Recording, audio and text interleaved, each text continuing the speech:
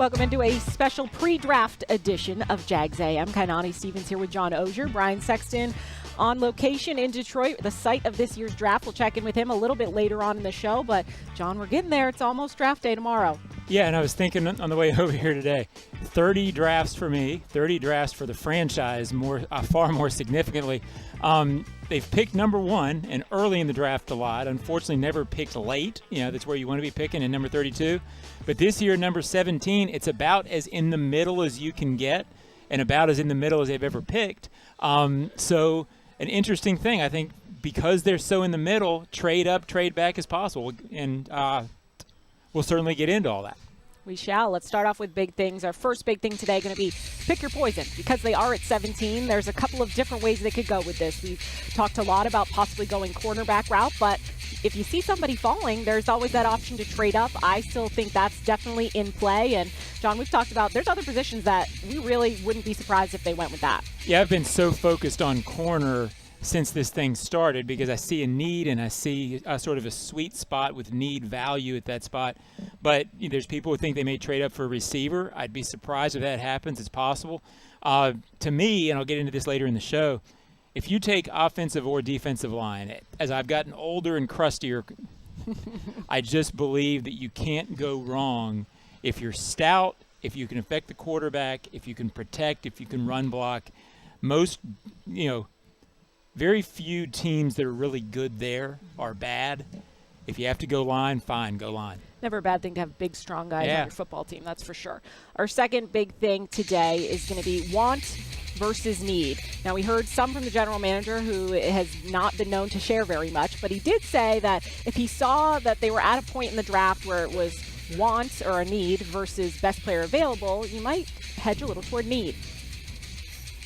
Well, most of the time, there isn't that big a separation between a need and another position, right? So when in doubt, you're going to take the need if it's close. Obviously, if there's a great distance between the two, you got to weigh that out. And usually what we've done in the past is stick with the formula, take the best player available. Now, again, if it's close, we're going to take the higher need. I think that's how most people would probably play it. I'm sure that take the best player available people are pulling their hair out right now hearing that. But, it does make sense. If you're one or two picks off of someone and you don't think it's a home run sure thing, you're going to go with what you need on your team right now. Yeah, it's easy to get lost in the theoretical part of BAP, best available player. And I think what I mean by that is when you talk about it so much, well, always take the best available player. Well, there's this vision that you start at the best player in the draft, you go down to 330, and then there's these huge gaps that make it obvious. Well, the reality is there's usually clusters in the draft. There's about 7 or 8 guys here that are about the same. You can't really, if you asked a GM, hey, why is this guy better? He'd say, they're all about the same. So within those clusters, teams take need. So that's where sometimes the BAP purist, as I call them, can get a little bit, like philosophers where they just, they don't put it into real life all the time. In real life, you can cluster these guys and then choose your need, which is why, Kai, you never see teams take 8 centers. We could use 8 centers. Sure. Well, no, I'm just kidding. We have a new center. We have an old center. We have plenty of offensive line play. That could be something they address at the draft. Our final big thing today, draft day in Detroit. Brian is on location in Detroit. He's already talking to people all day long, and he caught up with Daniel Jeremiah, who had a little bit to say about who he thinks in terms of Quinyon Mitchell, maybe heading to this team. Quinyon Mitchell is a press corner every day of the week and twice on Sunday. So that makes the most sense to me for them. If you're thinking about marrying a player with a team, and you look at not only the press man, but just the traits, the height, weight, speed combination, the toughness, the physicality, that kind of fits Balke's background as well. So if you're marrying a player, that would be one with the team that I think would make a lot of sense. Johnny's fanning the flames. Could be cornerback. Yeah, He's well, there. Again, I think it's cornerback. I think it would be Mitchell if he falls to him, or Terry and Arnold is sort of who I'm thinking going with. So it will be a draft, as Bucky Brooks has said multiple times on our channels, that shows you a lot about what this team is defensively. I think you will see press corner a huge priority, maybe tomorrow night, because that's the way they want to play. I also think you'll see it sometime again before day 3 gets very long. I think you'll see it before the 4th, 5th round. Very good. All right, we're going to take a quick break. Then we'll check in with Brian, who is on location in Detroit at the draft. We'll see you right after the break.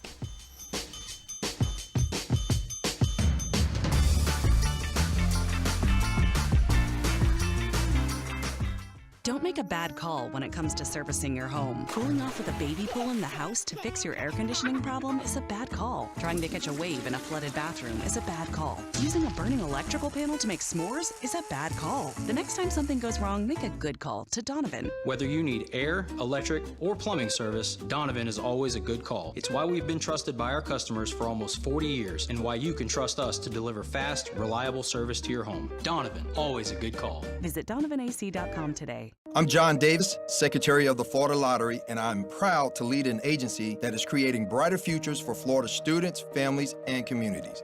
As the primary funding source of the Bright Future Scholarship Program, the lottery has helped nearly 1 million students reach their dream of a post-secondary education.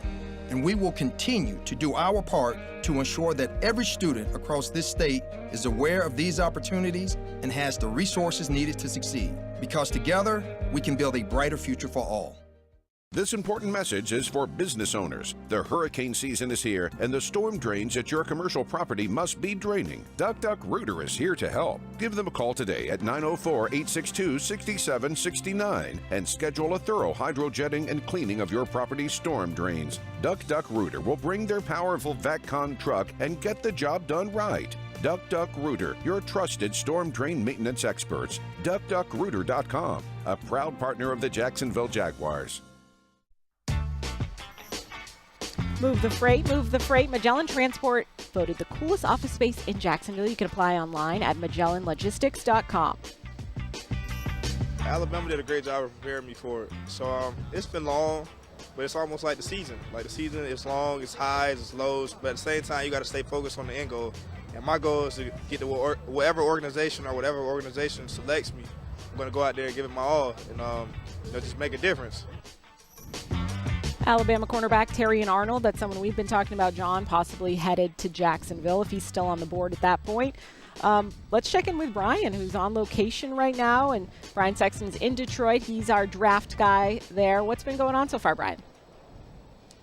Well, we were out this morning with the players, the prospects, and some Special Olympians and some youth football players over at the Corner Ballpark. It was cool because it was the site of the legendary Tiger Stadium here in Detroit.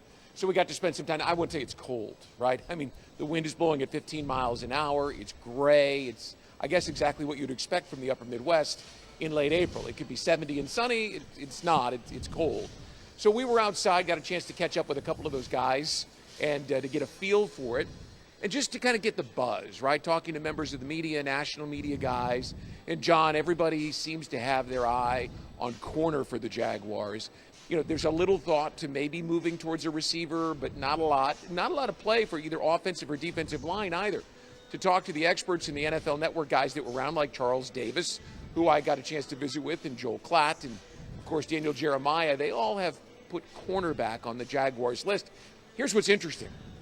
It seems like they're going to have the pick of the litter because there are teams that are trying to maneuver their way into quarterback range and guys who are falling back from the upper reaches of the top 10 back towards 10, 11, 12, where there'll be a receiver or an offensive lineman. Seems like maybe both of these corners are going to slide through.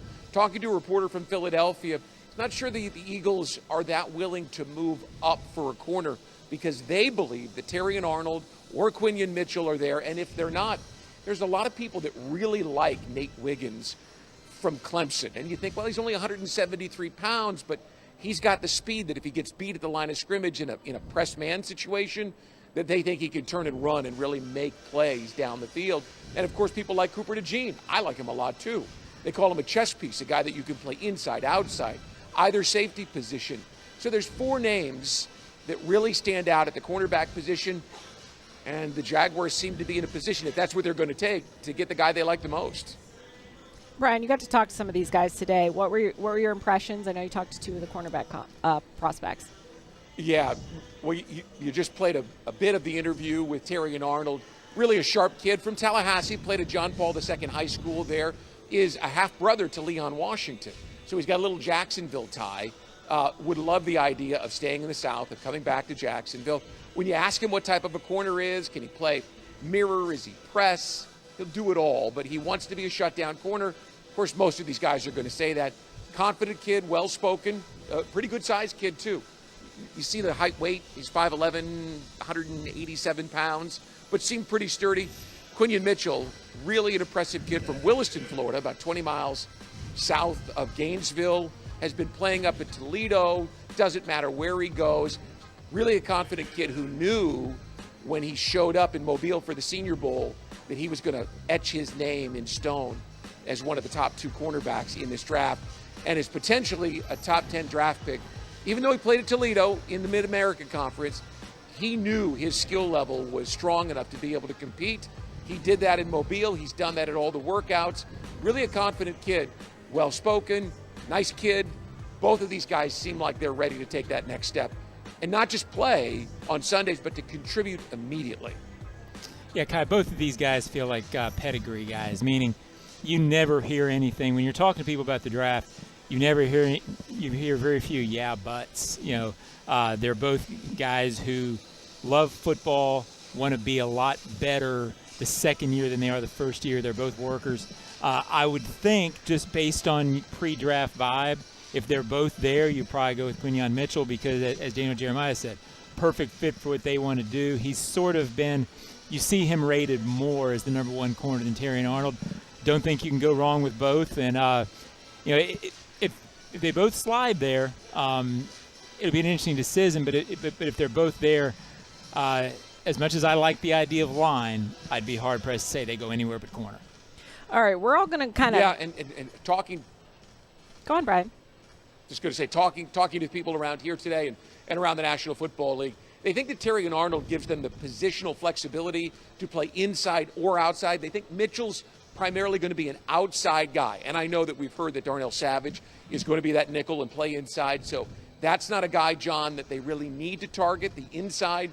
But Terrion Arnold is thought to be able to thrive inside or outside. So look to see what they like there. Yeah, if you're short term, then you like Arnold because I think they do need somebody to play nickel. Right away. All right, we're going to shift a little bit from cornerback. We're all going to kind of, who you got, right? Who do you want to bang the table for? Where do you want this team to go? Interestingly enough, we all did not pick cornerbacks. We thought that was a little too easy. So, John, where would you go? Who would you go out and say, we need this guy? Well, somebody's going to help me with the name because I always butcher it, but Kai? Latu.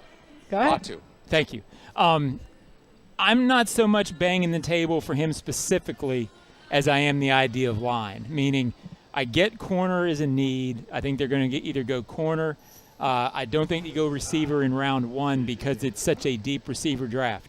I guess as I get older and see more and more teams that lose because they can't hold up on the offensive line or because you're not stout defensively, because you're not getting to the passer, I would have zero problem with either line, even if it's an offensive lineman that can't start right away, bulking up, getting solid, to where you don't have to worry about those 2 spots. So give me the pass rusher here. It would be a shock to people because we've been talking so much about other spots.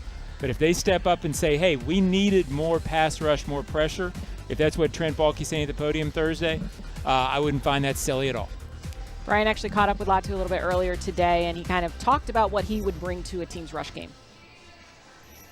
I mean, I'm someone who's, in love with pass rush, in love with the game of football. I mean, I'm always learning something new about pass rush and, being just very technical with what I do and making sure that, my bend will, be able to get me around those O-linemen and really just always setting that up. So, I mean. Brian, I know you were impressed with what you heard from Latu in his interview. You think he'd be a good fit if they were able to get him? Man, get him? What an energetic kid. Really an energetic kid. Probably the best all-around pass rusher in terms of the number of moves. And he's really athletic. You can just see that he could get low and get that shoulder to the ground and get around tackles. Told me that his neck is just fine, and that's what most NFL teams have found through the medical process. There'll probably be a couple of teams that will shy away from that. Here's the thing that really stood out to me. These guys talk about the end of their college season going right into their training, right? And then it just keeps running all the way through their rookie season. 1, he has the energy to handle it. 2, he's got the perspective because he's a guy who a few years ago was out of football. The University of Washington retired him because they didn't want the liability for that neck.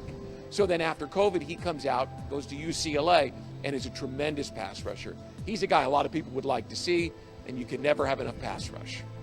That may be something where if they are able to move up to get him, I did something similar. I think if they're able to move up, if they see Rome Odunze go past maybe 5 or 6, I want them to give up whatever they have to do to go get him. I'm going wide receiver.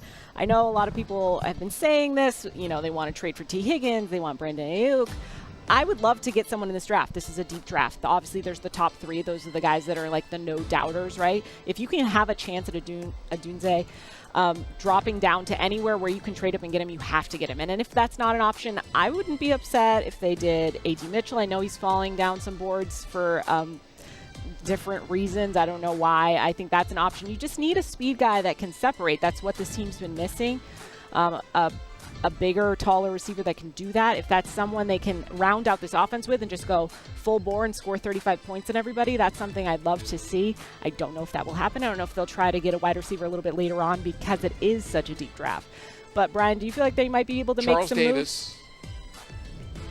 Well, Charles Davis doesn't think you're going to be able to sit back and have him slide. He told a story about a couple of different GMs that he's talked to who watched him at the combine. Remember, he was a guy that had that lung injury, and 2 weeks later, he was back on the field and playing. He didn't miss a game. He worked all the way through the off week that Washington had, but he didn't get the 3-cone drill that he wanted at the combine, and they were literally turning out the lights in the building, and he was off to the side, still working on trying to get that time. And so apparently, and again, this is from Charles Davis, this is a guy that NFL personnel people love, and he doesn't think that the Bears are going to have a shot at him because he was telling that to me and to a Chicago reporter. He doesn't think that the Bears are going to get him at 9 without moving up. So Odunze is a guy you're going to have to go up to get. Yeah, Bucky Brooks on the Huddle Up podcast this week was really good on Odunze, basically saying that out of the guys at the top, not denigrating anybody else, but this is a kid who, quote, loves football, trying to get better all the time. Yeah. They consider him a very safe pick in the sense that, he is not going to let anything distract him from the job at hand. Most guys are like that. He's probably a little more like that than others. It's good to hear. All right, Brian, who's Daniel your guy? Jeremiah called him a sleep well. I was going to say, Daniel Jeremiah called him a sleep well. You take Rome Odunze, you sleep well. You don't worry about that. My guy is Troy Fa'otanu. There. I can't say it fast. Fa'otanu from Washington. I had a guy in Dallas tell me that he believed that it was this year's Zach Martin. And for a team that was as ineffective at converting in short yardage situations and running the ball between the tackles, who doesn't need Zach Martin, a perennial all-pro offensive lineman? Probably could play right tackle because he's got the same size profile and really long arms like Leon Searcy. Probably not a left tackle in the NFL, though that's what he played at Washington. In other words, this is a guy who's a great offensive lineman, can really play wherever you want from right tackle over to left guard, but would give you a guy on the inside that would be thought of as one of the best interior offensive linemen within the first 3 years of his career. I've been on the offensive lineman bandwagon since we started this process, so I'm staying with it, and I'll take Troy Fa'otanu as the guy that I would stand and bang the table with, because who doesn't need a great offensive lineman? Yeah, wouldn't mind seeing it. It feels to me like this is a little bit of an all-in year in terms of what they did in free agency, what they did in, what I think they're going to do in the draft. So I think they're going a little more for need, and that's why I keep saying corner. And within this scope, I think it's going to be corner. Brian, I'd have no problem with this guy. Would like to see them stouter on both sides. As we've learned, you can never have too many offensive linemen. I'll just leave you with this thought from Detroit, and that is that there's just a strong corner vibe with the Jaguars. I don't know that they're on it because Trent Baalke is not a guy who throws his opinion even behind the scenes. He's very tight with what he's thinking. Don't know what the head coach is thinking. So my guess is as good as anyone's, but I just have this sense that John corner is where they're going. Brian, thanks for joining us. We'll be checking in with you again tomorrow, live from the draft. You got it, guys. Have a great rest of the show. Stay with us here on Jags AM. We're going to do a little Ozone mailbag when we come back here after the break.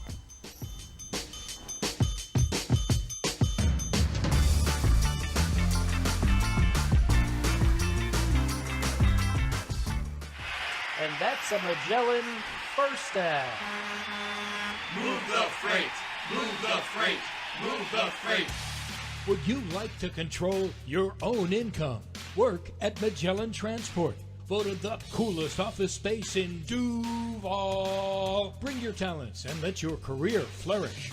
Visit their website at MagellanLogistics.com and apply online. Trust service. Trust Magellan. Since 2014, there's been only one official home builder of the Jaguars, Dreamfinders Homes.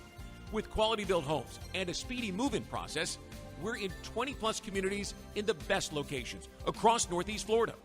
Dreamfinders Homes is everywhere you want to live. So get off the sidelines, Jags fans, and get into the game. Let Dreamfinders help you navigate your home purchase and offer great interest rates. Visit DreamfindersHomes.com for all your move-in ready homes and step up your game.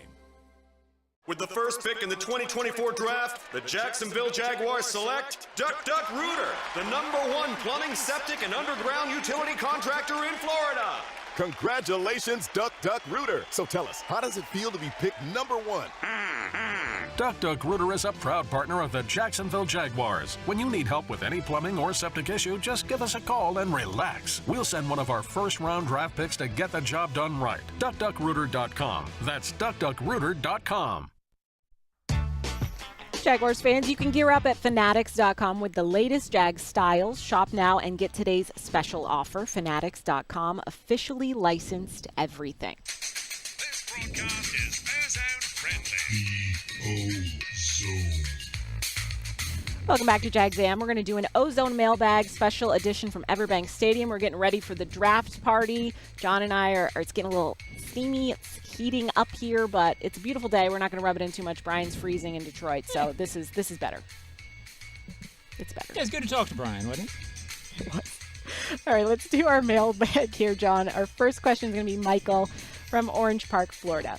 Says, I'm okay with paying T-Law, but making him the NFL's highest paid player, make it make sense. Yeah, when I was choosing these, I went away a little bit from the draft because we're talking about it so much. And sure. This is sort of a topic. There were reports, speculation, et cetera, last week that they might sign Trevor Lawrence to the long-term extension sometime before the draft. I don't know it's going to happen. Feels like it's going to trend toward it happening this offseason, which makes sense because that's when the Burrow, the Mahomes contract got done, the Josh Allen, in that season going into year 4. Make it make sense? Well, they believe he's the franchise quarterback. And at this point, you want to lock that up. You want to get the cap in line. Why highest paid player? I don't know if he's going to be the highest paid player. But if he is, the reason that makes sense is that's just what happens with quarterbacks. If you believe he's trending toward being an elite guy, then you have to pay him based on how the quarterback market goes. And like the red balloon, it goes up, up, up. And it's money. You can't pay a franchise quarterback that the league believes is a franchise quarterback, meaning this. If he was in this draft, where would he go? Probably number 1. Mm-hmm. So you still believe in the guy. If you want to lock it up, it's going to cost. Money. It's going to be very expensive. All right, our second question is Jerry from Jacksonville Beach, Florida. He says, you continue to discount the idea of a wide receiver. I don't get this. Yeah, I mean, this is a draft-related question, obviously. So I don't discount the idea of, hey, it'd be great to get a 1. I do discount the idea for the reason it's a deep draft at receiver. People think you can go as low as round 3 and get a starter. Now, I get there's starter, then there's special. The guys at the top are special that you think, okay, impact right away. There's also a belief in this offense that you don't necessarily need that number 1 alpha receiver to be a good offense. I also think there's other needs. The corner just seems like you get that there. You can go receiver to contribute along with a good group. I could be wrong. Maybe they go and get a guy in the top 10. To me, that seems like a lot of equity to give up to go get a position where you're okay and that there's other needs on the roster. So we'll see you tomorrow. Our final question is going to come from Devin. He says, Trevor, is there any story with ETN's contract, a 5th-year option? Do we suddenly doubt our running back? No, and it's Trevor because he's the quarterback. And so that's what you talk about. You're also not hearing a lot about Travis Etienne's contract because he's a running back. He has at least 2 years left, meaning this. He has one more year left on the deal. They have a 5th-year option. You would think they would pick that up. That takes you through 2025. And the reality is, look, I love Travis. This organization loves Travis. Running backs for extensions, for 4 or 5 year extensions along the lines of Trevor Lawrence, is a little bit of a different issue where you usually, if you love the guy, you franchise him. If you love the guy, then you offer him a 2 or 3 year deal. There's time on that is the biggest reason. Now, I have no idea what they're going to offer Travis. I don't know those details. But with quarterback, you lock it up. With with running back, there's a little bit more of a wiggle room to see. Let's see how this plays out. Unfortunately for the running back position, it's less of a market where you get locked up right away. We've seen the running back market change a lot over the last couple of seasons, and as we mentioned, they want to probably see something in these next 2 years, whether that be from the offensive line setting up the run game a little bit more, or Travis himself. It's just hard to commit to. I mean, it's some running backs that I've covered have been my favorite players to be around. Absolutely. Wish that their careers lasted longer over, the summary of the league, so that they were treated better in terms of long-term contract. But the way teams do it, they believe that there's a shelf life, so you don't necessarily come in on year 4 and offer a 5-year extension. The risk is too high, and it's the world we live in right now. So that'd be that. That'd be that. All right, Davis, we'll come back after the break and tell you what we've got coming up for draft coverage the rest of the week.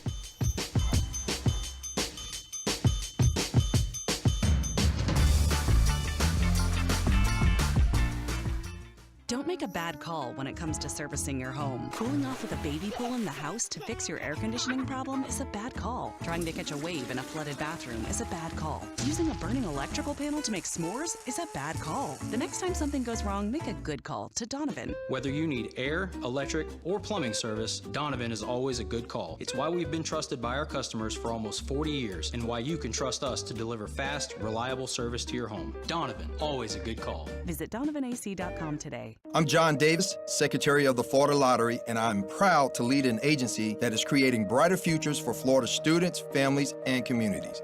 As the primary funding source of the Bright Future Scholarship Program, the lottery has helped nearly 1 million students reach their dream of a post-secondary education. And we will continue to do our part to ensure that every student across this state is aware of these opportunities and has the resources needed to succeed. Because together, we can build a brighter future for all. There are those who wait for spring, and then there are Cadillac drivers who boldly inspire spring's arrival in stunning sedans poised to outrun winter, or in stylish SUVs. Bringing together design and performance with such exuberance, they make every day feel like that first warm day of the year. So this spring, don't wait. Be among those who inspire boldness in bloom at the Cadillac Move Up sales event. Visit your local Cadillac dealer today.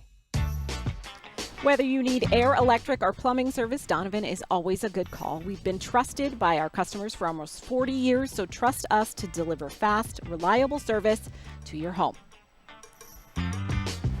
Donovan Air and Plumbing actually sponsoring our draft show here in the stadium tomorrow night that I'll be hosting. So if you're a fan and you want to come out for that, there's going to be tons of great stuff. They're setting up now. I believe they're setting up a combine out there. John, are you going to run that? I'm not going to run it, but look at that. We're on the big board. Oh, Jags AM. Look at us. Wow. Jags AM making the big board. John, you don't want to run the combine stuff? You want to test your 40? Nobody wants to see that. It's not that I don't desire to do it. It's been requested that not happen. Okay. Higher ups. Okay. That's fair.